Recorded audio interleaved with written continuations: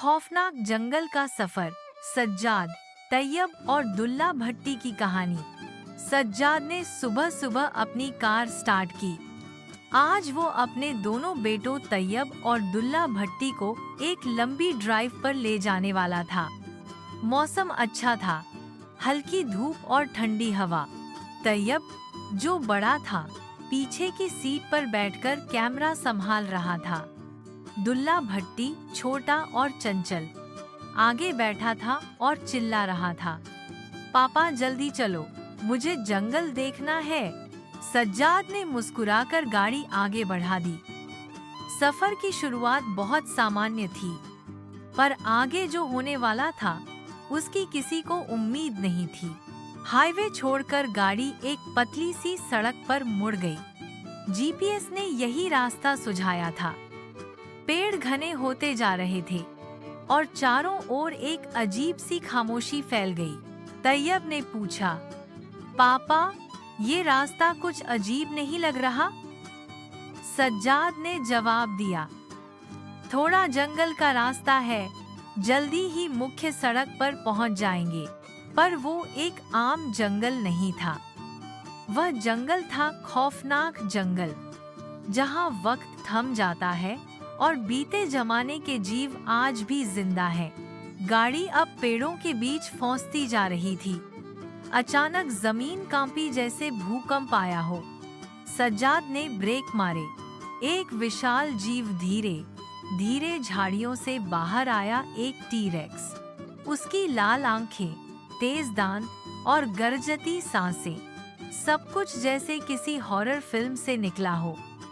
पापा, दुल्ला भट्टी चिल्लाया। सज्जाद ने रिवर्स मारनी चाही, लेकिन तभी पीछे से एक और डायनासोर ट्राइसेरेटॉप्स निकल आया। अब गाड़ी दोनों तरफ से घिर चुकी थी। टी-रेक्स ने गाड़ी पर जोर से पंजा मारा। सामने का कांच टूट गया। गाड़ी जोर से हिली। पापा जल्दी चलाओ, तैयब चीखा। सज्जाद ने पूरी ताकत से यू टर्न लिया और गाड़ी दौड़ा दी। अब चारों ओर से डायनासोर दिखाई दे रहे थे। कुछ उड़ रहे थे, कुछ दौड़ रहे थे। जंगल गूंज रहा था उनकी दहाड़ों से। गाड़ी छलांगे खाती हुई कच्चे रास्ते पर चलती रही। एक जगह सज्जाद ने गाड़ी एक पुराने टूटे पेड़ के नीचे छिपा दी। तीनों की सांसें तेज चल रही थीं, पसीने से भीग चुके थे। तैयब ने धीमे से कैमरा ऑन किया और फुसफुसाया, क्या ये सपना है? दुल्ला भट्टी बोला, मुझे घर जाना है। तभी ऊपर से एक टेरोडैक्टिल उड़ता हुआ आया, गाड़ी के पास मंडराने लगा। सज्जाद ने फौरन इंजन बंद कर दिया। सब चुप हो गए। पंखों की आवाज, डर और सन्नाटा। लेकिन वो उन्हें नहीं देख पाया और उड़ गया।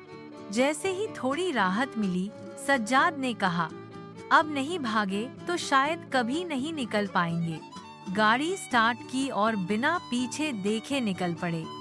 पेड़ हटते गए, रास्ता खुलता गया। लगभग 3 घंटे के बाद वे जंगल से बाहर निकल आए। हाईवे पर पहुंचकर तीनों एक दूसरे की ओर देख रहे थे, थके हुए, डर से सहमे हुए, लेकिन जिंदा। तैयब बोला, पापा, अगली बार जीपीएस पर भरोसा मत करना। सज्जाद हौंसते हुए बोला, अब मैं किसी भी शॉर्टकट पर नहीं जाऊंगा। दुल्ला भट्टी ने कहा, मुझे अब बस कार्टून वाले डायनासोर पसंद हैं। तीनों जोर से हंस पड़े। लेकिन वो जंगल, वो दौड़ और वो डायनासोर उनकी यादों में हमेशा के लिए रह गए।